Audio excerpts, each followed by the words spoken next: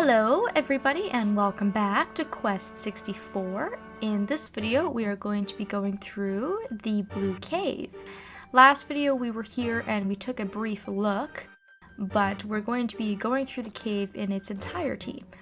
So starting from the beginning of the cave, we're going to be traveling east and going from there. And this is a video that I was very stuck on commentating when I was making it, which is why I'm going to be doing post-commentary today. And instead of trying to explain all sorts of complicated directions and twists and turns, I think I'll just try my best to pull some commentary out of my ass that's somewhat entertaining and allow you guys to really just use the video instead of my commentary as a guide.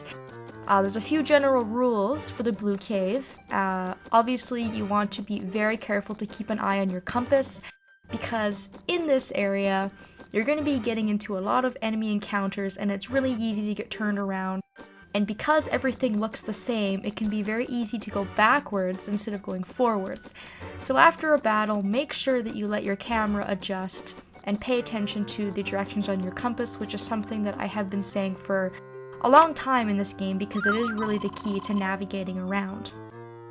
I did manage to get all of the chests and all the spirits in this video, so if you are lost, just try and keep a mental note of all of the things that I have gotten so that you can go back at a later date and perhaps come and get them if you feel like they're worth it. And I've also cut out all of the enemy encounters in this video.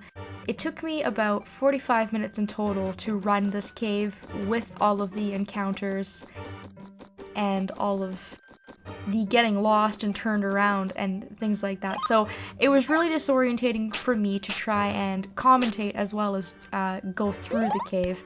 And that might not be something that's difficult for some people, but I'm extremely directionally challenged in real life and in video games. So for me, making this video was very overly frustrating, and I hope that it's not going to be too confusing for you all. I was able to go through this area reading words and using text as a guide, which might work better for you if my video isn't that good in your opinion, or the cuts make it distracting or whatnot. Here's our second spirit. As you saw a few minutes ago, I now have 25 points in water and 25 points in wind. When you get 25 water, you're able to cast Healing Level 2, and that will allow you to heal more for only a couple more MP. Now that we've come to this area, this is another safe area, and it's a really funky kind of scenery, and it kind of serves as an in-between to the tunnel areas of the game, the long tunnels that we've been going through. And eventually we're going to be looping around to the top tunnel that we see just on our left-hand side, so we still have quite a ways to go. And we still have quite a few treasures to get. So in the first portion of the cave, there's 2 spirits and 3 chests.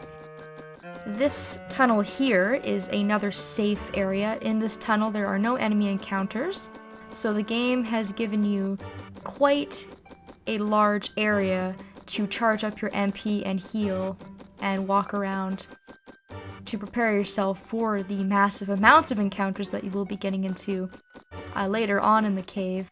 When I was editing this video, I was editing out enemy encounters every 5 to 6 seconds, I would say, on average. So you're in for a long and tiresome trek through this area, but luckily once you go through here once, you pretty much never ever have to go through here again if you don't want to, thanks to the help of wings and other magical devices. And the next part of the game is really interesting, so I really look forward to that. After you come to the end of that tunnel, you'll be facing more enemy encounters, and of course you want to look for more treasure. And we'll find some at the very end here. So what do we've got? We have a dewdrop, which is a really crappy treasure in my opinion, And we also have a healing potion, which is slightly better. I didn't have to actually use any items in this cave, nor did I die, mostly for the fact that I was running away a lot. I didn't do a lot of battling because I was so focused on just trying to get the video together. So I hope that's not going to come back to bite me in the butt later, and that I will be leveled up enough to be able to play the game and not get into any trouble with any bosses or having to do any kind of extensive grinding later on. But so far, I've been pretty good with this game, I think. There's a couple of videos like this one where I may not provide the best commentary or be as helpful as I want to be, but hopefully everyone can see past that and forgive me.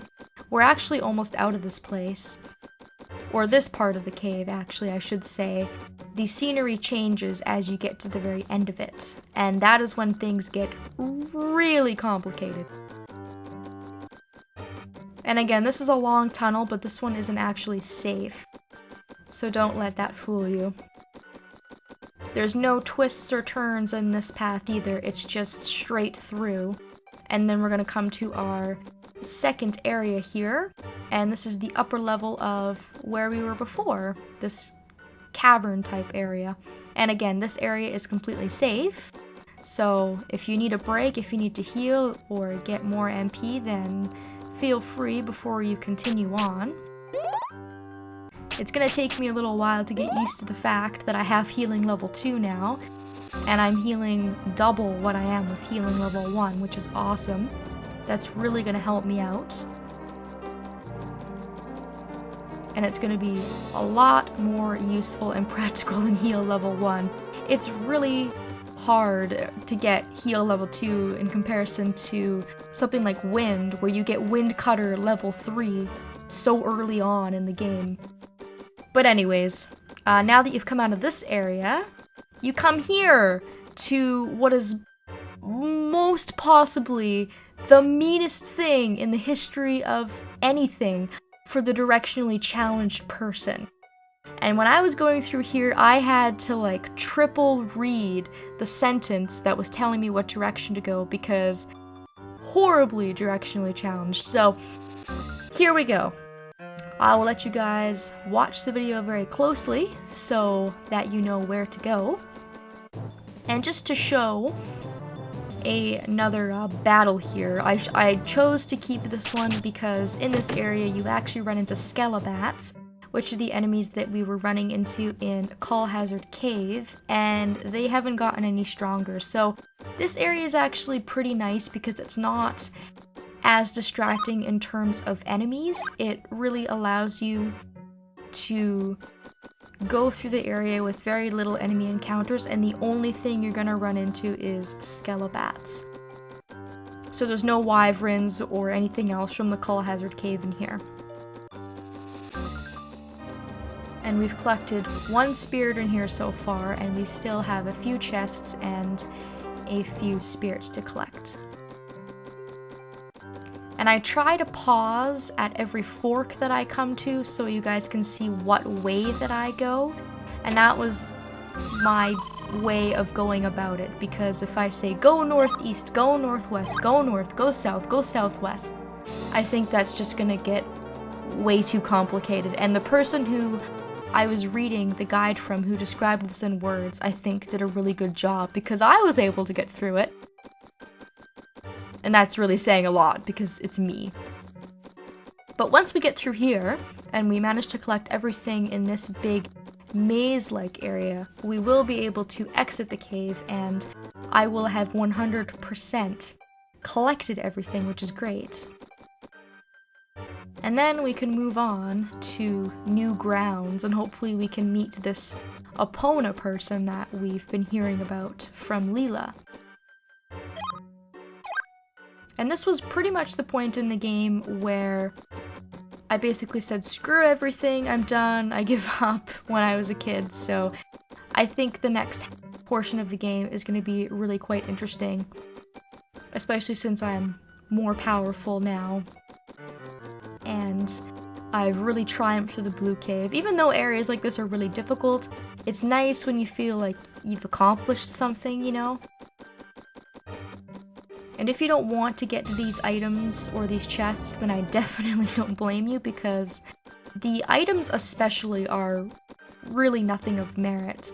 But this is our last collectible right here in this chest, if I can open it, thank you. And it is going to be a healing potion. So now, we're going to be getting the heck out of here. With 100% of everything collected. And on the way out, I actually got turned around because I took, you know, the wrong fork. And it screwed me over, because one wrong turn is really what does it. That's what's going to really screw you over. Now, fortunately, by running around enough, you will probably be able to find your way back to the entrance or the exit, but it's really frustrating when you're running around blindly, not really knowing if you're going to make it anywhere or not. So one last big windy path, and we will come to our exit. Just keep following the path north is essentially what you want to do. And here we go. This is the way out.